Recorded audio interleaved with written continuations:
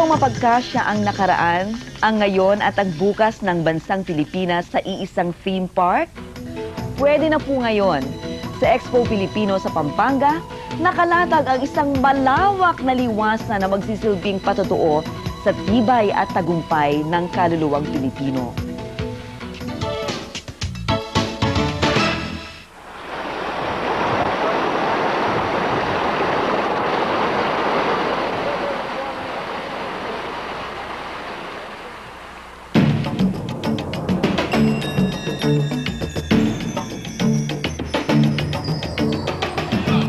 Mabuhay! Welcome to Expo Pilipino!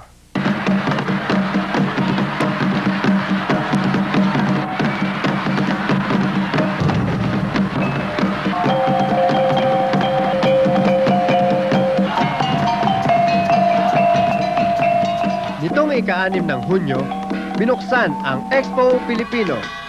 6 na araw bago ginanap ang selebrasyon ng ika-100 taong kalayaan ng Pilipinas laban sa pananakop ng mga Kastila. Ginanap ang magarbong pagtitipon sa Freedom Ring kung saan matatagpuan ang isa sa higanteng amphitheaters sa buong Asia. Kayang punuan ng 35,000 kataong manonood. Interesting. Maganda yung lugar. At saka marami kang matututuhan sa pagpunta dito.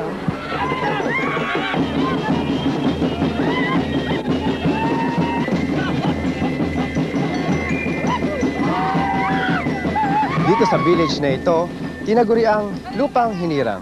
Tampok ang ating pre-colonial history at tradisyon.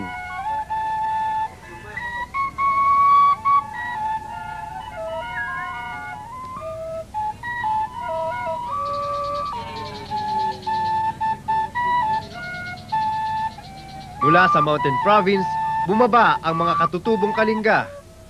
Itinirik ang kanilang tirahang hindi ginagamitan ng pako, Lego type o ditanggal. Kapitbahay lamang nila dito ang katutubong Ifugao.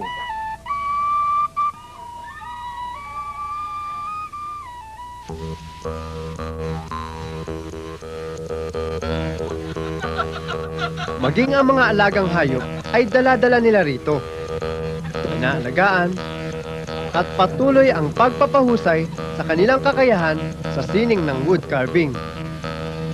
May replika ng Banawi Rice Terraces. Sa bulubundukin ng Ifugao, noon pa man ay larawan na ng galing ng mga katutubo sa agrikultura. Pilipino lang kayo makagawa nun.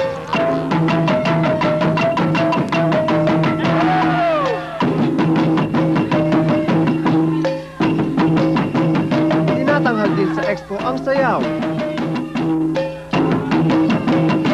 Ritual ng Maranao sa Mindanao.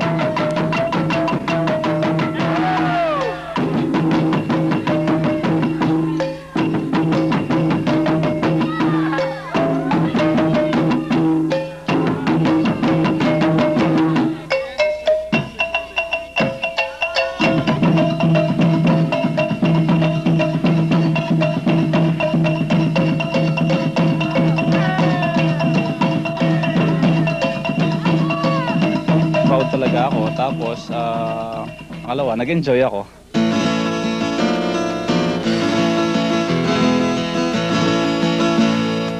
Noong ika-16 na siglo, napalitan ang simpleng pamumuhay ng katutubo ng panibagong pamumuhay hatid ng mga Kastila.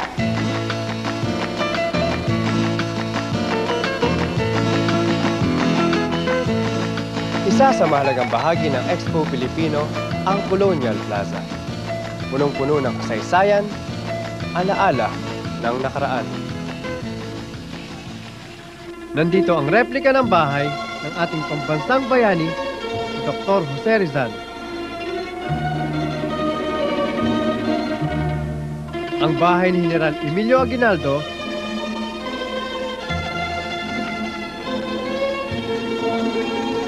itinayo rin ang bahay ni Apolinario Mabini.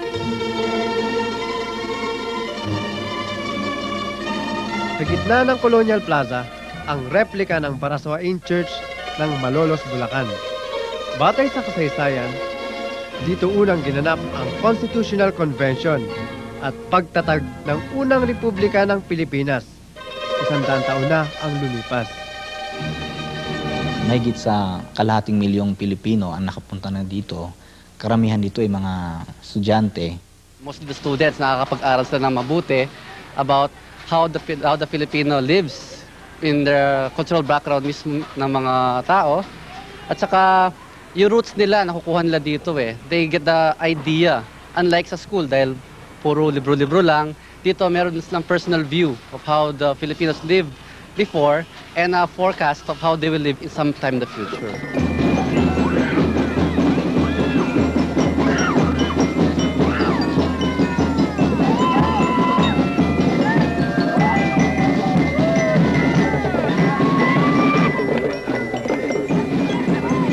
Bahagi ng international community ng mga nagkakaisang bansa ang Pilipinas. Kaya, halina't magtungo sa Global City.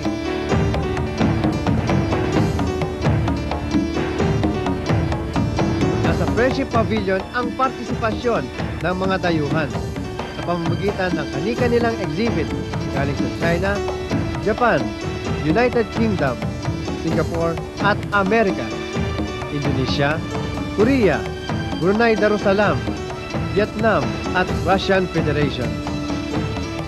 Maunlad na bansa sa modernong panahon. Siyempre, kasama rito ang Philippine Pavilion Exhibit. May pagkakapuri ang mga Pilipinong nagtagumpay sa buong daigdig sa larangan ng sining at kultura, politika, science at edukasyon. 25 destinations at underwater exhibit na nagpapakita ng tourist attractions at artifacts. Kung hindi ka man makapaglibot sa iba-ibang lupalop ng bansa, sa Expo Pilipino, makikita mo kung gaano kaganda ang Pilipinas. at nagsisikap umunlad ang kabuhayan na dapat ay para sa sambayanan. Kung gaano ka world class ang Pilipinas ngayon in terms of our exports. Alamin naman natin ang ating future sa Bulwagang Siglo o Millennium Hall. Nahahati sa 4 na bahagi ang Bulwagang Siglo. Una, pamayanang pangkinabukasan o Sustainable Community of the Future. Ilan sa mga halimbawa ay muling pagkabuhay ng Ilog Pass. Hinihimok dito ang mga pabahay at mga pabrikang nasa tubig ng ilog na iwasang magtapon ng kanilang dumi sa tubig. Agropolitan. Matatagpuan ng isang kapaligarang agropolitan, pinagsamang katangian ng lungsod at lalawigan. Technology of the Future. Ilan dito ang kasangkapan sa paghula sa pagsabog ng bulkan at iba pang kalamidad. Papaunlarin natin ang kakayahang saliksikin ang ilalim ng karagatan dahil sa pagiging kapuluan nito.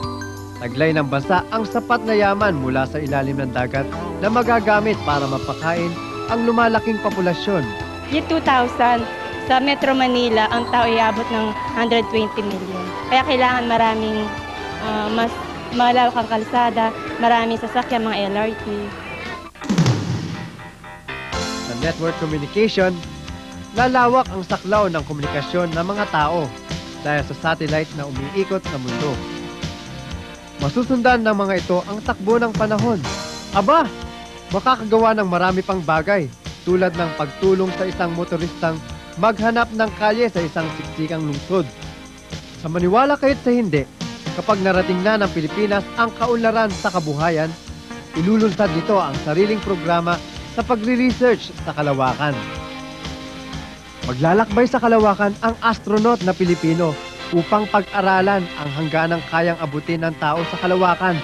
O kaya naman ay masigurado kung sa ibang planeta ay pwedeng mag-aruga ng buhay. Kaagapay naman sa mga bagay o intelligence ang mga robot. Magagawa ng mga robot ang isang planta ng sasakyan, electronics, magbuo ng piano at magtayo ng bahay. Aha! Pwede rin siyang maging espiya ng eroplano, bantay at tagapagsaliksik sa kalawakan. Sa kabilang banda, ilan naman sa nilalaman ng The 21st Century Filipino makakapagpatubo na ng halaman sa mga masustansyang likido na hindi na ginagamitan ng lupa. In short, hydroponic o pagtatanim ng gulay, prutas at iba pang halaman sa tubig. Pumasok man tayo sa 21st century, puso pa rin ang sabi ni Rizal.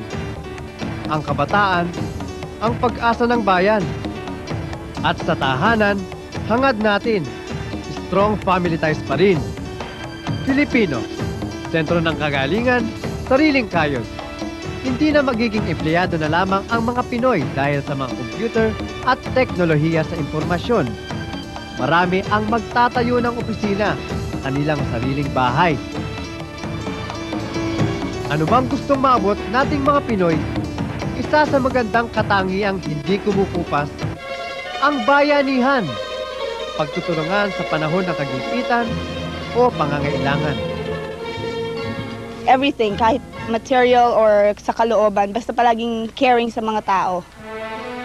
Nung bagong dating ako, nakita ko yung mga pulubi, naaawa ako. Hindi ko kayang, hindi ko kayang makumkom. Nakakaawa. So, hopefully, yung mga ibang tao na may kaya naman sana, matulungan nila yung mga pulubi.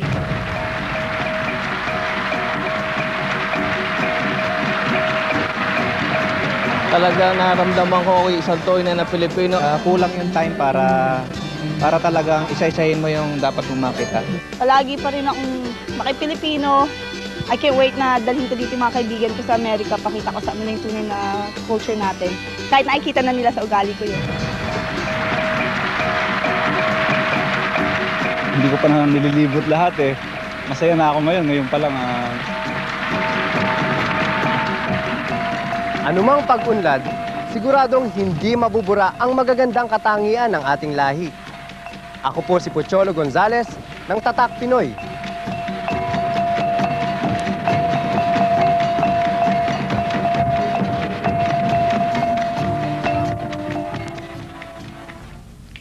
Marami pang kailangan tapusin sa Expo Pilipino.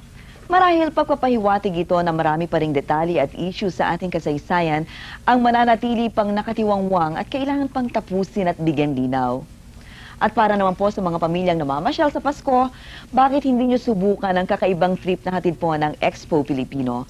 Diyan lamang po kayo, magbabalik po kaagad ang Tatak Pinoy. Naging kontrobersyal ang sanhi ng pagkalumpo ng Sublime Paralytic na si Gat Apolinario Mabini. Maraming nag-akalang Pott's disease, syphilis o tuberculosis ang sanhi nito. Pero nang hukay ng kanyang